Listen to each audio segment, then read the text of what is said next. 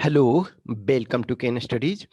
आप लोग देखो, जो भी 2019 का रिजल्ट का वेट कर रहे हो, तो कल का जो हाई कोर्ट का, दिल्ली हाई कोर्ट का जो फैसला हुआ है, उसके अनुसार है जो आज सीएपीएफ 2019 का जो रिजल्ट है, फाइनल रिजल्ट है, वो आज इवनिंग में आ सकता है।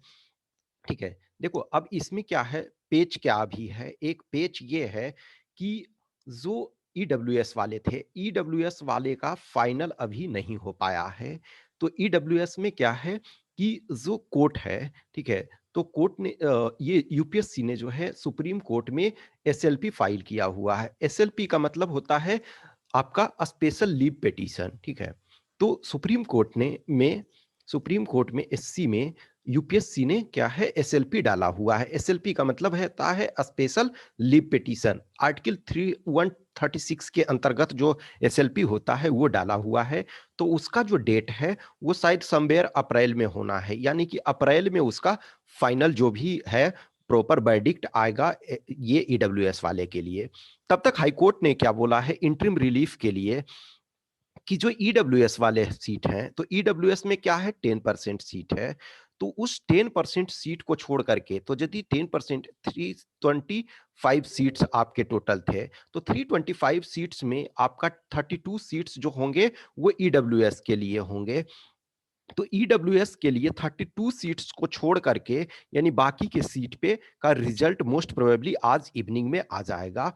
अब देखो, जो भी ईडब्ल्यूएस वाले हो, तो ईडब्ल्यूएस में दो टाइप के कैंडिडेट हैं। एक ईडब्ल्यूएस कैंडिडेट जो है वो जनरल में क्वालिफाई सपोज हैं।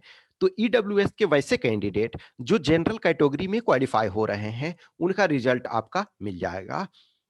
और ईडब्ल्यूएस में वो कैंडिडेट जो प्रॉपर ईडब्ल्यूएस में है, उनका रिजल्ट पेंडिंग में रहेगा। कहीं भी देखो, मान के चलो कोई ओबीसी कैंडिडेट है, एससी कैंडिडेट है, एसटी कैंडिडेट है, अब वो सपोज जनरल में आ रहा है तो वो जनरल में ट्रीट होता है। तो इसी प्रकार ईडब्ल्यूएस में आपका 10% सीट है, ईडब्ल्यूएस का 10% सीट, तो उसमें से जिनका भी सपोज कि जनरल कैटेगरी में आ रहे हो, यानी कि जनरल क्राइटेरिया में क्वालिफाई कर रहे हो, उनका जो रिजल्ट है वो मिल जाएगा। और जो बाकी जो प्योर ईडब्ल्यूएस में है, यानी कि जो ईडब्ल्यूएस के कट ऑफ में आते हैं, उनका रिजल्ट जो है पेंडिंग में रहेगा। तो अभी तक का ये फाइनल है जो कल काट दिया गया। तो 28 जनवरी को कल जो दिल्ली हाई कोर्ट ने जो फैसला दिया है उसमें ये चीजें हैं। ये उस कैंडिडेट कुछ कैंडिडेट से जो भी हमारी मैसेजिंग हुई है उसके आधार पे मैं ये बता रहा हूं, जो कैंडिडेट उसमें ईडब्ल्यूएस वाले केस में जो पिटीशन फाइल करने में जो शामिल है, वहां से इंफॉर्मेशन मुझे ये मिला है, तो मैं ये बता रहा हूं। तो रिजल्ट मोस्ट प्रोबेबली आज आना है ईडब्ल्यूएस वाले को छोड़ करके। अब देखो, ईडब्ल्यूएस के जो भी कैंडिडेट हैं, तो उसमें से आपको परेशान अभी होने की जरूरत नहीं है।